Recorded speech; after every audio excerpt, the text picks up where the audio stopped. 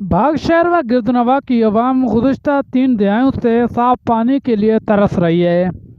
باغ شہر کی عوام اہم بنیادی ضرورت پانی سے محروم ہے۔ بھاگناڑی کے رہائشی جو دور جدید میں بھی بنیادی سہولیات پانی کے حصول کے لیے در بدر خوار ہو رہے ہیں۔ ایسا نہیں کہ فنڈز کی کمی ہے، بلکہ محکمہ پی ایچ ای کی نااہلی کا منہ بولتا ثبوت ہے۔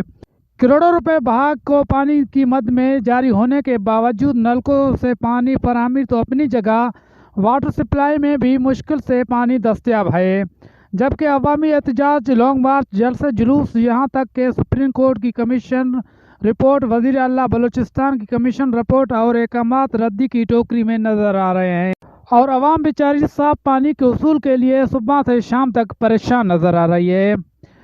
باغ کو پانی دو تحریک کے چیئرمین وفا مراد سومرو نے وش نیوز سے بات کرتے ہوئے کہا کہ جیسا کہ آپ جانتے ہیں کہ 3 دہائیوں سے یہاں کی عوام تالابوں، جوہڑوں کا مضر صحت، بدبودار، بے ذائقہ، کیڑوں مکوڑوں والا جانوروں کے ساتھ مل کر پانی پینے پر مجبور ہے، اور محکمہ پی ایچ ای غیر سنجیدہ ہے کہ 3 دہائیوں سے وہ یہاں کی عوام کو پینے کے صاف پانی فراہم کرنے میں مکمل طور پر ناکام ہے۔